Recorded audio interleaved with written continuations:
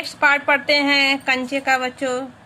लोहे का एक बड़ा कांच का जार, उसने हरी लकीर वाले सफेद गोल कंचे, बड़े आंवले जैसे। जाज जब अच्छा होकर आ जाएगा तब उससे कहेगा। उस समय जाज कितना खुश होगा। सिर्फ वे दोनों खेलेंगे और किसी को साथ खेलने नहीं देंगे। अप्पू सोच रहा है कि लोहे के एक बड़ा कंचा का जार, उसमें हरी लकीर वाले सफेद गोले कंचे जैसे। मैं तरह तरह के कंचों के विषय में सोच रहा कि हम लाएंगे तो दोनों लोग साथ खेलेंगे और किसी को खेलने नहीं देंगे, कितना मजा आएगा। उसके चेहरे पर चाक का टुकड़ा आ गिरा। अनुभव के कारण वह उठकर खड़ा हो गया। मास्टर जी गुस्से में हैं।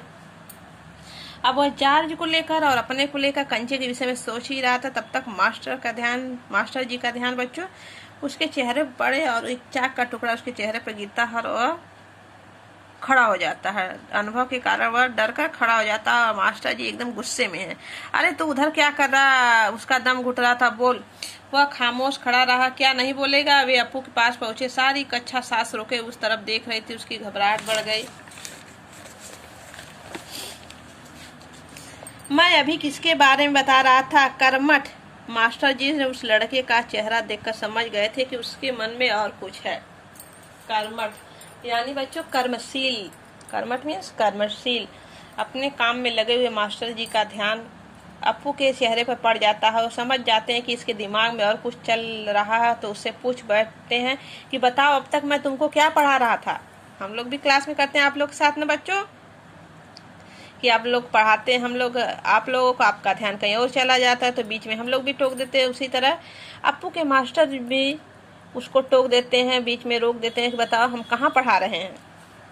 शायद उसके पाठ पर ध्यान दिया भी हो। अगर दिया है तो उसका जवाब उसके मन के बाहर ले आना है। इसी से उसकी सफलता। हाँ हाँ बता, डरना मत। मास्टर जी ने पूछा। अप्पू की जबान पर जवाब था हाँ हाँ। वह कांपते हुए बोला कंचा कंचा। वे शक पका गए जब कंचे का नाम उसके बच्चों उसके दिमाग में तो कंचे वाली बात चल रही थी। जब मास्टर जी पूछते हैं तो उसके जुबान बस यही बात आती है, कंचा निकल जाता है। सब लोग ये कंचे का नाम सुनकर सबका यानी एकदम शांत हो जाते हैं कि ये कहाँ से आ गया। हम तो इसको रेलगाड़ी पार्ट का बात बता रहे हैं तो ये कंचा कहाँ से नाम ले रहा है। कक्षा में भूचाल आ जाता है। एक बच्चों सबके दिमाग में अजीब जैसे उलझन होने लगती है कि कंचा कहाँ से बोल रहा है। Stand up. मास्टर जी बच्चों अप्पू से कहते हैं स्टैंड अप, खड़े हो जाओ। मास्टर साहब की आंखों में चिंगारियां सुन रही थी। अब तो मास्टर साहब को चिंगारी आने बच्चों एकदम गुस्से से लाल हो गए मास्टर जी कि मैं इसको पढ़ा क्या रहा हूँ, ये पढ़ क्या रहा है एकदम।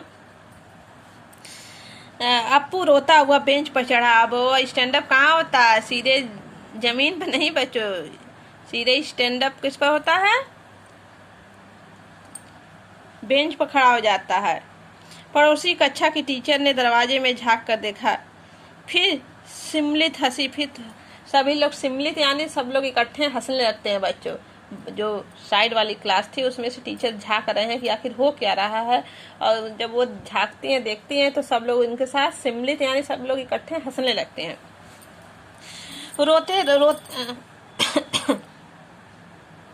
रोकने की पूरी कोशिश करने पर भी वह अपना दुख रोक नहीं सका। सुबकता रहा। सुबकता यानी धीरे धीरे बच्चों रोता रहा। आप लोग भी अम्मी लोग मार देते हैं रोते हैं ना धीरे धीरे, उसी तरह अप्पू भी धीरे धीरे अंदर ही अंदर रो रहा, सुबक रहा। रोते रहे उसका दुख बढ़ता ही गया। सब उसकी तरफ देख देख कर उसकी हंसी उड़ा रहे थे। रामन, मल्लिका, सब जो उसकी क्लास के बच्चों और बच्चे थे, रामन, मल्लिका, वो रो रहा तो सब उसका मजाक उड़ा रहे हैं। आप लोग की क्लास में भी बच्चों कुछ बच्चे पिटाई खाते तो कुछ बच्चे उसका मजाक उड़ाते हैं ना, वही हाल है एकदम आप लोगों की क्लास वाली अप्पू की भी। बेंच पर खड़े खड़े उसने सोचा दिखा दूं सबको, जॉर्ज को आने दो। जॉर्ज जब आए, जॉर्ज के आने पर वह कंचे खरीदेगा और इनमें से किसी को भी वो खेलने के लिए नहीं बुलाएगा। कंचे को देख के ललचाएंगे। इतना खूबसूरत कंचा, हरी लकीर वाले सफेद गोल वाले कंचे, बड़े आंवले जैसे कंचे। वो पूरी कंचों के विषय में ही सोच रहा है कि मैं रंग बिरंगे लाल हरे पीले आंवले जैसे गोल गोल गोल बड़े बड़े कंचे लाऊंगा, सबको ललचाऊंगा, किसी को नहीं खेलने दूंगा, बस जॉर्ज को। जॉर्ज भी उस क्लासमेट था बच्चों की, जॉर्ज को बस आने दो। और वह रो रहा है। टीचर जी उसको डांट रहे हैं और वह सब बच्चे उसकी क्लास को उसका मजाक उड़ा रहे हैं।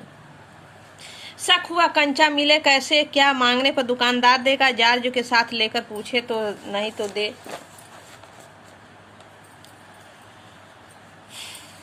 किसी को शक हो तो पूछ लो। मास्टर जी ने उस घंटे का सबक समाप्त किया। क्या किसी को कोई शक नहीं? अप्पू की शंका अभी दूर नहीं हुई थी। वह सोच रहा था कि क्या जॉर्ज को साथ ले चलने पर दुकानदार कंचा नहीं देगा? अगर खरीदना ही पड़े तो कितने पैसे लगेंगे? रामन ने मास्टर जी से सवाल किया और उसे सवाल का जवाब मिला। अम्बड़ी ने शंका का समाधान करा। कई छात्रों ने यह दोहराया। अप्पू क्या सोच रहे हो? मास्टर जी ने पूछा। पूछ लो ना। शंका जरूर है। क्या जॉर्ज के साथ ले चलने का दुकानदार कंचे देगा? नहीं तो कितने पैसे में लगेंगे? क्या 5 पैसे में मिलेगा? 10 पैसे में? तुम क्या सोच रहे हो? पैसे क्या? कितने पैसे चाहिए? किसके लिए? कुछ नहीं बोला। हरी लकीर वाले सफेद गोल कंचे उसके सामने से फिसल गए। मास्टर जी ने पूछा, क्या रेलगाड़ी के लिए? उसने सिर हिलाया। बेवकूफ, रेलगाड़ी के पैसे से खरीद नहीं सकते। पैसे से खरीद नहीं सकते। अगर मिले तो उसे लेकर क्या करेगा?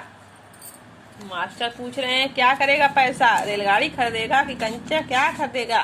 तुम्हारे दिमाग में क्या चल रहे हैं? वह खेलेगा, जॉर्ज के साथ खेलेगा, रेलगाड़ी नहीं कंचा।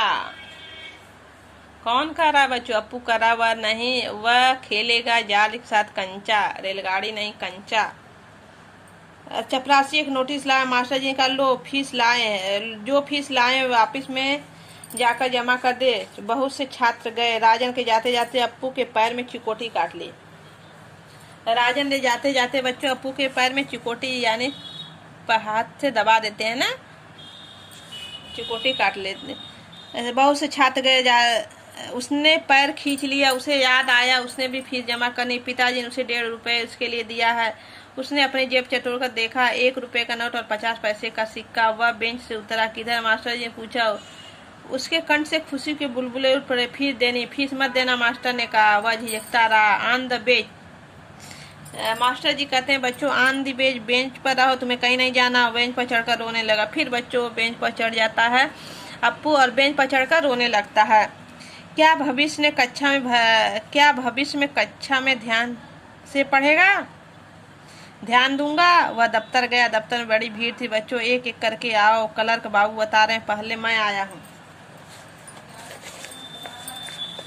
सब बच्चे फीस जमा करने जाते हैं एक एक करके। मैं आया हूँ, मेरे बाकी पैसे। इसे शोरगुल से अप्पू दूर खड़ा रहा।